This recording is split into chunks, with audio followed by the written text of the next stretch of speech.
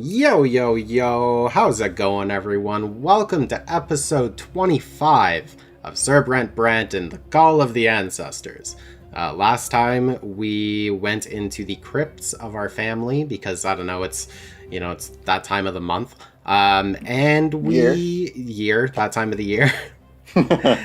And we're with our brother and our father, and I think that's it. I think it's just the three of us. And we're contacted by Mr. Sir Gregor Brant, who died like a billion years ago. And he's like, hey, one of you, or the heir, or the leader of the family, like, step forward. And then the father goes to step forward, but then Stefan's like, nah, Pops, I got this. But then they're getting an argument, and now we need to decide. Do we side with father? Robert Brant remains the head of the family. The unity goes up by 1. Willpower goes down by 5. Stefan Brant goes down by 1, but Robert Brant goes up by 1, which I don't know if he can get more than 5, because I think we're already at max with him. But our unity as a family goes up by 1, so that's good. We could support Stefan's superiority. Our unity as a family goes down by 1. That's not good when siding with one person in your family causes the family as a whole to go down. To collapse. Yeah. That's not a good thing. Our willpower goes up by 5. Our diplomacy goes up by 1, which is, like, pretty good. And Stefan Brant goes up by 1. The eldest brother has earned the right to speak to the ancestors on behalf of the family. I don't know. I don't like him. Nope. What are your thoughts on Stefan? He's kind of like a spoiled brat who thinks he has a superiority complex. Yeah, 100%. I don't know if I want to support his superiority complex at all. That's he's kind of a dick. Seeing as like the people that he's trying to lead into being a nobleman have been commoners their entire lives up until that point. So yeah. Having him be a leader of the commoners is not a good thing. Yeah, totally right. Oh my god, dude. We could step forward ourselves. Our willpower goes down by 1. Our valor goes up by 3. Hell yeah. Stefan Brant goes down by 2. Robert Brant goes down by 2. And Gregor Brant goes up by 2. It's like, oh, the dead grandpa, he's gonna like us now. Yeah, I know, right? I really wanted. You know what? He killed us when we were younger because we got some toys and stuff, and he burned them in a fire, and we kicked him in the shin, and he pushed us in a fire because that's a reasonable response to that. But no, let's try to impress him now after he's dead. Like, the only thing I like about this is valor being up by 3 because that's actually quite a bit. Now, if we go to our personality, okay. Now, I didn't realize this, but when we hover over one of these, it actually tells you what this is relevant to, right? So if you, at the end of the description, you can say, or you can see most important to the judge, right? Yeah. Which is what we are. Okay, same with this one. So diplomacy and valor are actually our 2 biggest ones that we want to be, focusing on. Theology and eloquence is most important to the Inquisitor, which we are not. Yeah. And manipulation and scheming is most important to the Conspirator. So I don't know if that means we've already kind of shot ourselves in the foot because we've put so much stuff in manipulation and scheming, even though we're not technically the Conspirator. But we can still use it. That's the thing. Technically, yes, we can still use it. And maybe they will unlock things that will get us more valor and diplomacy. Maybe, potentially. Yeah. So, as long as we don't go to negatives with the other 2, which we're not, I think we'll be fine with stepping forward. Yeah, honestly, I think we're good with that. Yeah, dude. Oh my god, are we gonna do this, man? Are we gonna do it? We're gonna step forward? We're gonna be the protagonist of this game? Just might as well. Yeah, it's not like it's called, like, the life and suffering of Sir Stefan Brant, right? Yeah. Alright, dude. I'm gonna click it. Step forward ourselves. Let's do it. Oh, yeah. Alright. And Enoch's probably watching this. They're like, God damn it. Why did they step forward? They shot themselves in the foot. They're totally screwed now. While Stefan blocks your father's way, you step forward yourself. Now they are both trying to stop you, but you are already loudly addressing the spirit of Sir Gregor. Sir Brent of the Brants. That's amazing. Sir Brent of the Brants is the man who will speak to him. Well, look who we have here. It's Brent himself, a recent nobleman of the mantle and a judge. I must admit, grandson, it has always been my belief that you would not be satisfied by the commoner's lot, even when I punished you for your escapades and kicked you in a fire, but let's not talk about that. But are you up to your old tricks again? Do you truly imagine yourself to be the head of this family? What about my spineless son and his rightful heir, Stefan? Or are you planning to take his place? You look over your shoulder. Father has covered his face with his hands, flustered. Stefan is clenching his fists angrily and whispering something under his breath. Since you have been so bold as to speak to me, you will hear my will, Brent. Dead though I may be, my will still lives, and you are all the embodiment of it in the realm of the living. Earning the nobility of the sword is the great cause of anyone who bears the name of Brant. Your duty by blood is to earn us a place in eternity, just as it is my duty to look out for you even from beyond the grave. Your father's follies have become a veritable threat, and I must help you overcome it. You will still cater to those foundlings Lydia and Gloria, risking a permanent blemish upon the Brant name. My name. You are but a step away from leading our family to shame and ruin. Your grandfather's authoritative speech is suddenly interrupted by your father. No, father. This is impossible. Even if I must defy your will, I am responsible for Gloria. My honor and my conscience will not allow me to do what you demand. You must accept this, or keep on fighting me for all eternity. It is not to you that I am speaking, Robert. Brent, take the family cause into your hands. Do not take after your father. Do not shy away from taking responsibility for your actions. Do what must be done. Cleanse our family of wickedness. You do not have time to respond. Stefan's strong arm hurls you to one side, but when your elder brother addresses grandfather instead of you, he is shaking. Sir Gregor, Brent must be out of his mind. I'm the heir here. I'm ready to heed your will. You have heard it, Stefan, and do not let anyone usurp your rightful place again. Otherwise you will lose your very birthright. Stefan answers his ancestor in a strained voice. I will do my duty to the family, Sir Gregor. Whatever the price, I will pay it. 55 cents. That's it. That's all I need. 55 cents. The Crypt... 350. 250. That's all I need. 250. If you don't got that, you can't. No. The crypt is completely silent once more. The spirit of Gregor Brant has left. You are alone again. You see tears glistening on Stefan's face. Without a sound, he detaches himself from you and leaves the crypt. Your father casts a disdainful glance at you and follows him up the stairs. You are left in the semi-darkness, alone with the invisible spirits of the dead that follow your family everywhere, even from oblivion. Whatever the will of your deceased grandfather may be, you have proven before your ancestors that you have the right to hear it on behalf of the Brant family. The vigil is over. Stefan is now indifferent with us. Our father is now sympathetic with us, which honestly, I'm still okay with him being a plus 3. That's not that bad.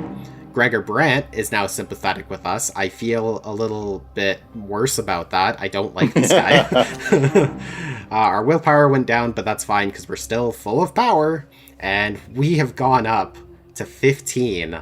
We are a seasoned warrior. That's right. We have our salt. We have our pepper. We have our paprika. We are a seasoned warrior. That's right. So close to being a dangerous enemy. Oh, yeah, man. Oh, dude. I wonder if, we could actually get into, a sword fight or something. That would be so dope. Just a few days into the year, John Mayer Egmont, chairman of the Lesser Quorum and owner of several silver... thought it said silver memes.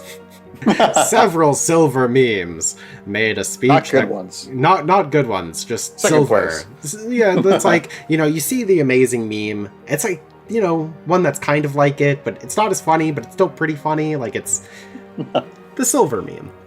Made a speech that caused quite a stir in the province. Though a commoner, Egmont had the gall to demand that Magran authorities both enforce and obey imperial law.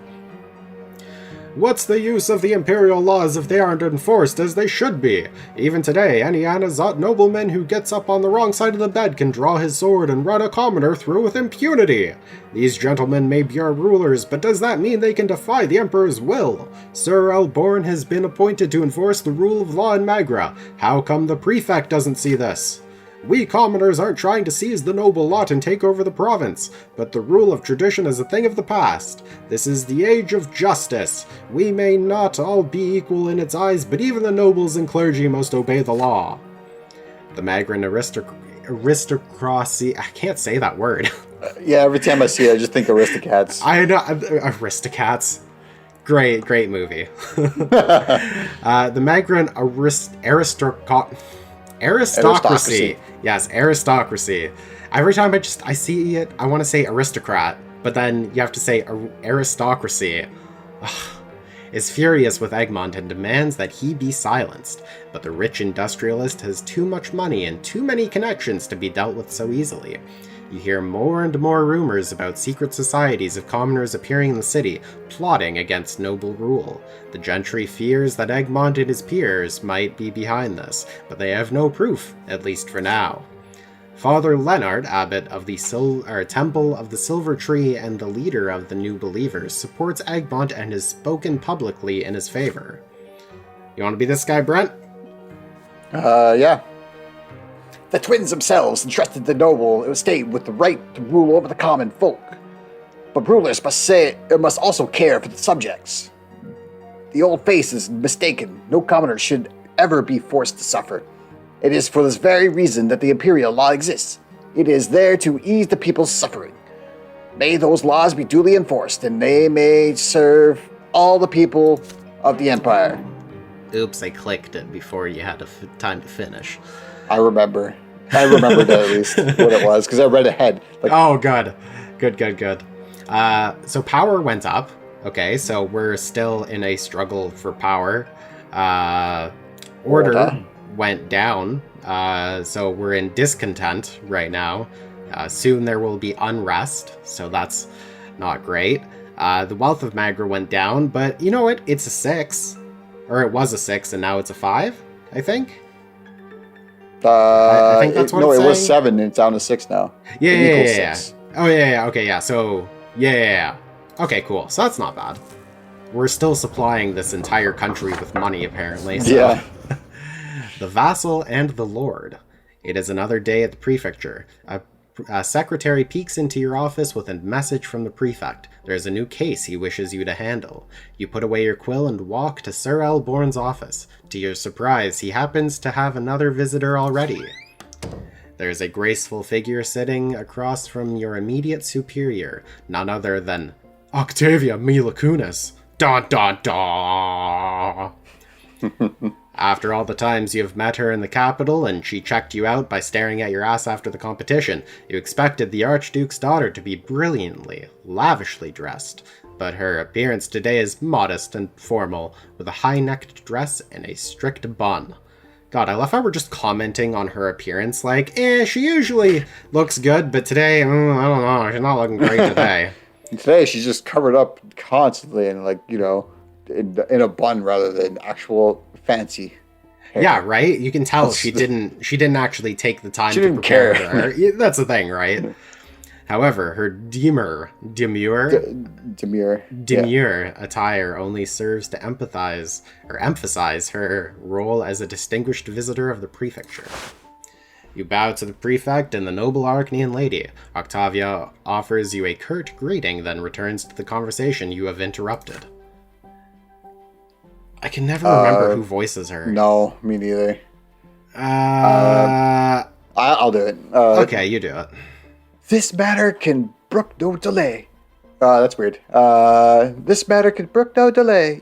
Baron Elborn, the young judge may sit well.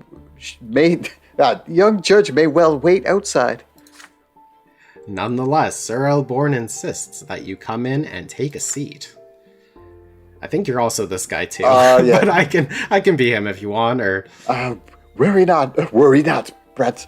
You aren't interrupting at all. Lady Kunis, I was scheduled to meet with Sir Brante at this very hour. I regret to inform you that the visit was perhaps somewhat unfortunately timed. Octavia rises from the soft, high-backed chair. The young Arcane lady now stands tall, elegant, and indignant. Indignant means something bad, right? Not dignity? Indignant? So that's kind of weird. Now she's like, probably stumbled and kind of like bent over. And he's like, that's indignant. I was going to say, maybe she's like shocked, in which case then she's like, oh my god. Like she's, I don't know. Her movements are a little bit more like, not, I don't know how to describe it. Man, a lot of the nobles get harshly criticized for the slightest moves they do. Honestly, they kind of deserve it. They judge everyone else, right? So, I guess. But they live by their own judgments so much, and maybe that's why they keep like judging each other so harshly. Yeah, because they're like, this is normal. It's like, no, it isn't. It doesn't have to be. Or because we're the ones reading this, because this has to be from our perspective. Maybe just we're the ones who are super judgy, like because it's like, oh, she stepped back indignantly. Like, I feel like that's maybe coming she just from normally did that. Yeah, like you are out of yeah. You are out of line, Sir Elborn. Archduke Milakudis has graced you with such a representative from his dynasty, and you will listen to what I have to say this instant. The Archduke has expressed concern over your manner of governance and at the prefecture. You have always been headstrong and eager to infringe upon the freedoms of your own noble estate. But now it appears you find it acceptable to conduct proceedings against your own loyal subjects.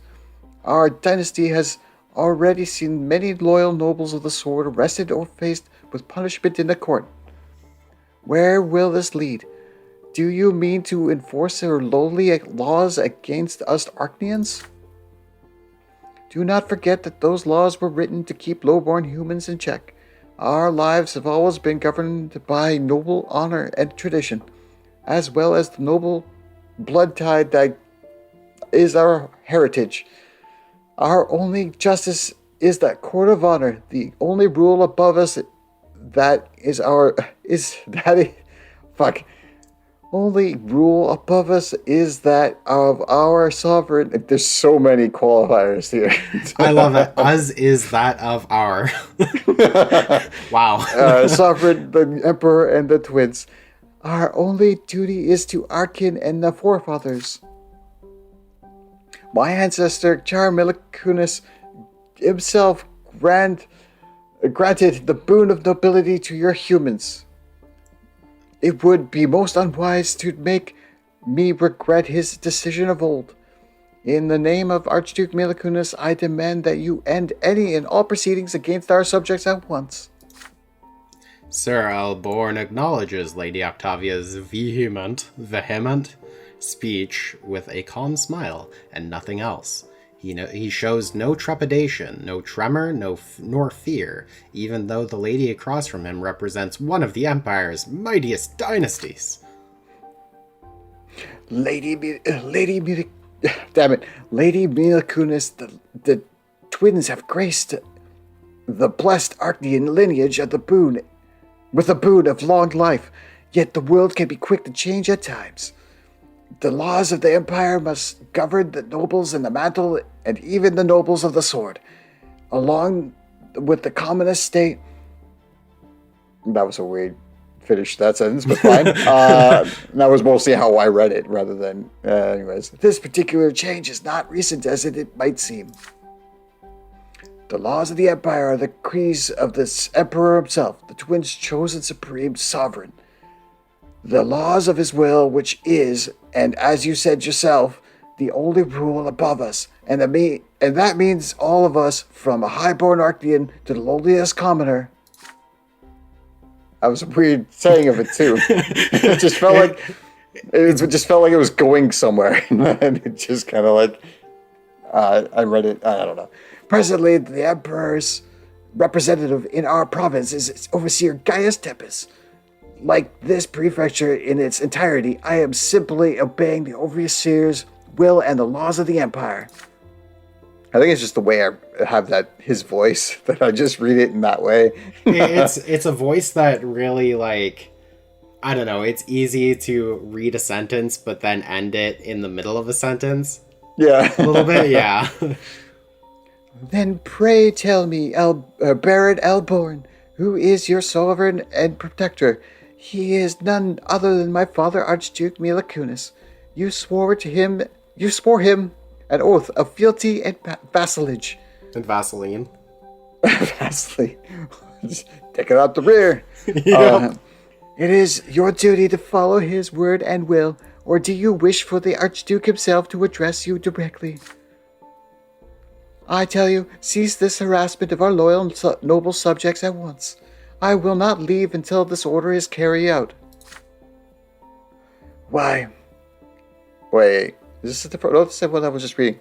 Why, Lady Milacunis, I'm afraid this is quite impossible. As a servant of the Empire and Imperial Overseer Gaius Tempest, it is my duty to enforce this law. Or the law, but this law too. Now, if you will excuse me, Sir Brante and I have urgent matters to discuss. The gaze of the Archduke's daughter is locked with the prefects in a silent struggle. Each expects the other to back down first, but then Octavia suddenly turns toward you. But I believe the young judge has more in him than blind obedience.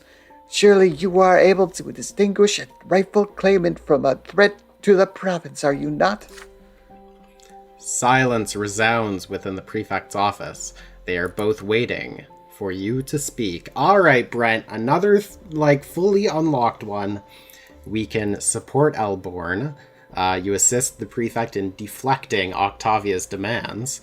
Our relationships, Octavia goes down by 1, whatever. Gaius Tempest will go up by 1. Augustin Elborn will go up by 1. And Archduke Milacunis will go down by 1. We side with Octavia, and it's, I guess, the same thing, but opposite, I guess. Yeah. Except we don't affect, what's-his-face? Gaius Tempest, if we do this way. Mm-hmm. Justice goes down by 1, Octavia Milacunis goes up by 1. Augustin Elborn down by 1, and Archduke Milacunis up by 1. I don't like the Milacunises. I mean, I like Mila Kunis as an actress. She's great. Yes. But these Mila Kunises, I'm not a fan of. Or we could diffuse the situation. I love this. Relations for conditions met. Octavia Mila Kunis has to be intrigued with us. You know, I knew it. I knew there was a reason she was staring at our butt. One of these must be true. Our diplomacy has to be 13, or we got victory in the tournament. I'm glad it's only one of these, but our willpower goes down by 5, but our relationship with Augustin Elborn goes up by 1. So that's not bad. It's... yeah... I don't know. I'm thinking... I actually have no clue. I know, right? I don't want to side with Octavia. That's the only one I know for sure that I don't want to do.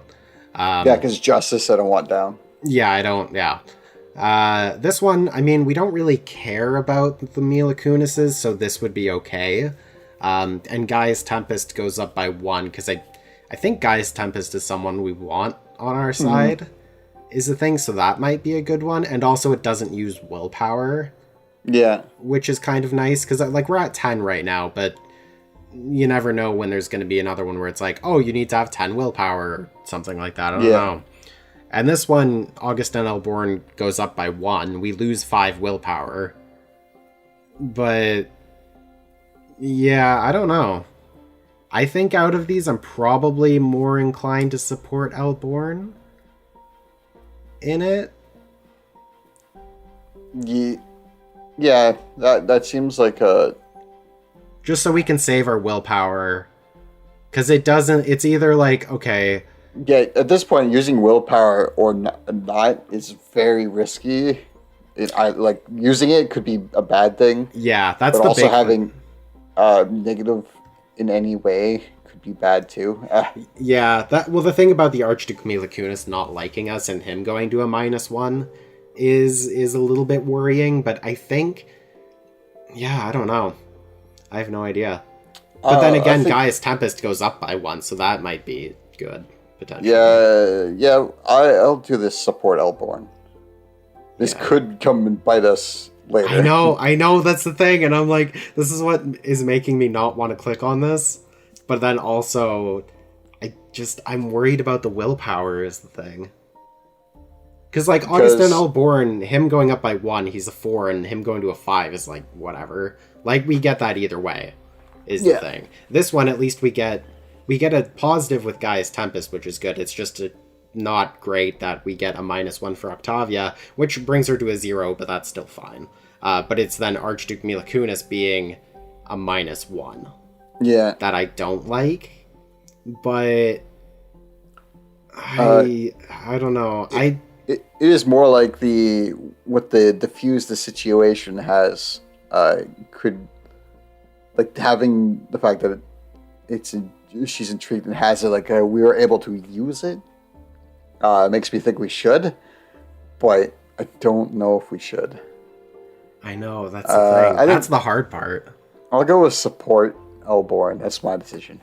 Okay, I'm gonna support you in supporting Elborn. All right, let's see it. You engage in the argument and respectfully mention that your business with the prefect is urgent indeed. There are many issues that need to be resolved with the Sir Elborn.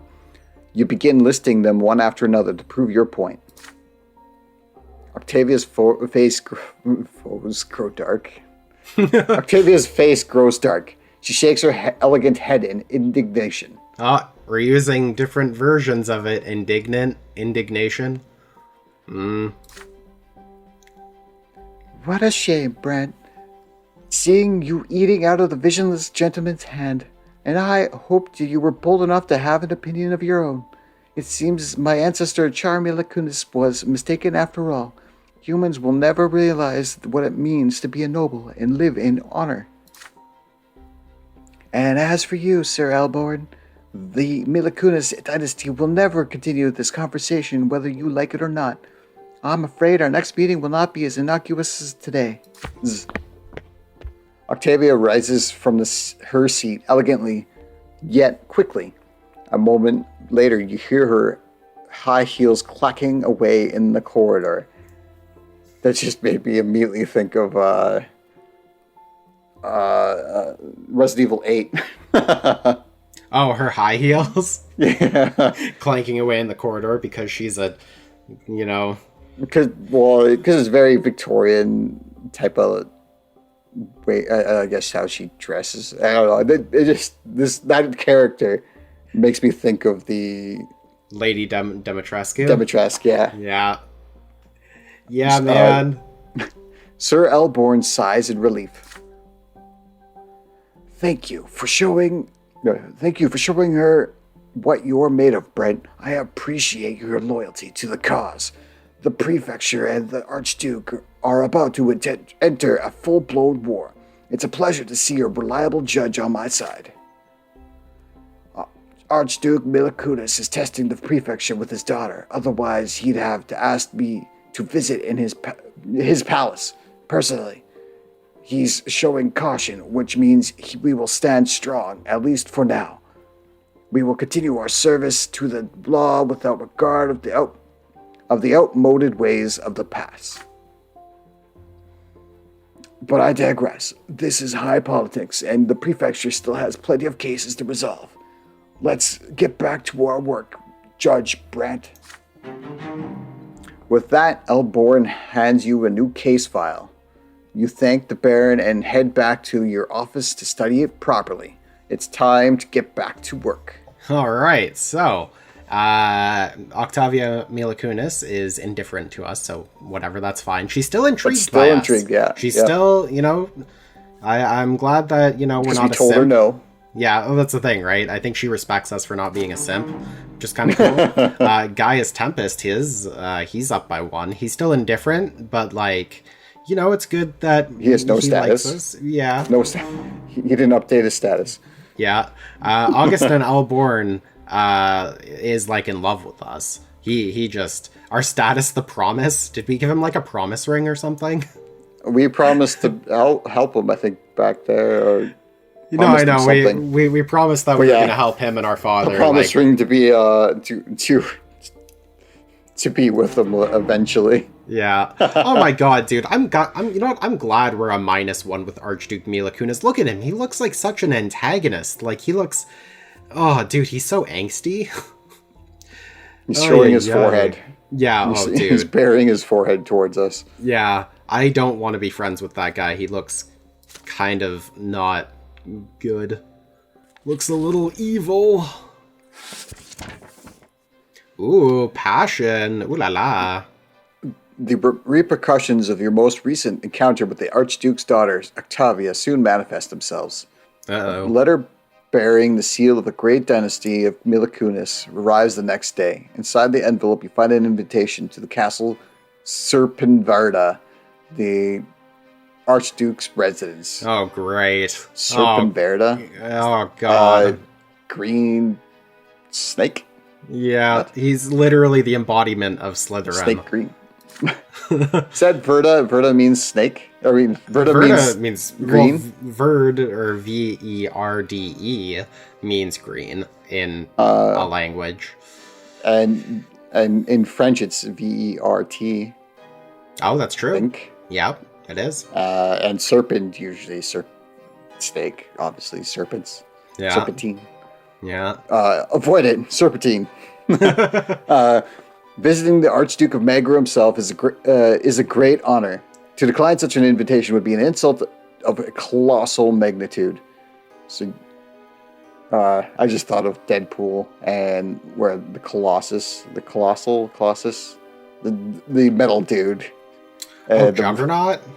No, that's the actual metal dude in Deadpool 2. And he's chasing after. His name is Colossus, I think. Oh, yeah. You immediately purchase a new doublet in the fashion of the late. You immediately purchase a new doublet in the latest fashion and ask father to lend you a precious family brooch. It depicts the Brante family crest and leaves on the oak branches that are made of tiny emeralds. And the leaves on the oak branch are made of tiny emeralds. Octavia should find it to her liking. Why would she care that you're... Okay, whatever. I love how we still think we have a shot with her.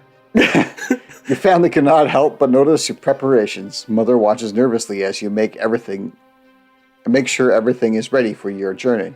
She's like, Brent, did you pack your condoms? You gotta be safe. Don't forget the lube. This odd invitation has me worried, my son. Be careful in the Archduke's castle. You're still of low-born origin. Arcane intention spells danger to people like us every time.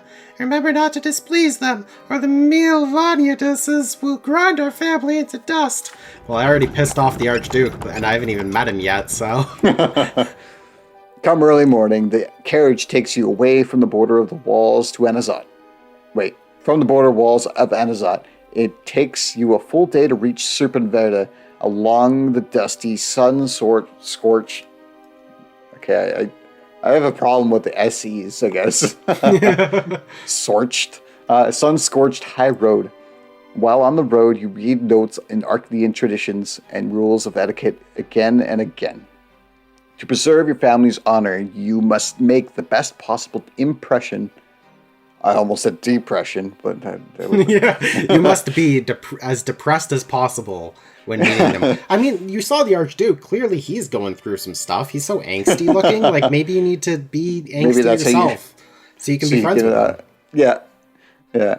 To have create some sympathy or common something in common. I don't know.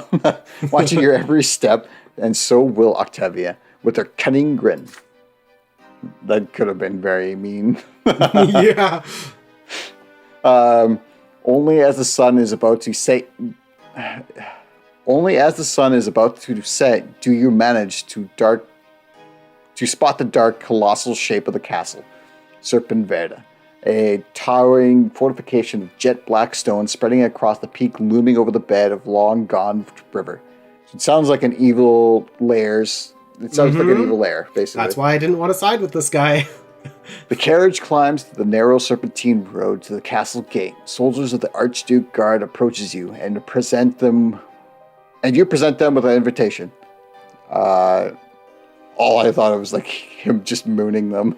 Yeah, right. He's like, what? I was reading up on it earlier. That's how you guys say hi, right? The guards eye you with suspicion, but give you the signal to open the gate. Give the signal. You are now inside the walls of the Archduke's castle, and you expected to see many carriages and other guests beyond the gate, but the courtyard is strangely empty. The guards show you to a servant who guides you to the room reserved for guests and leaves you there to wait.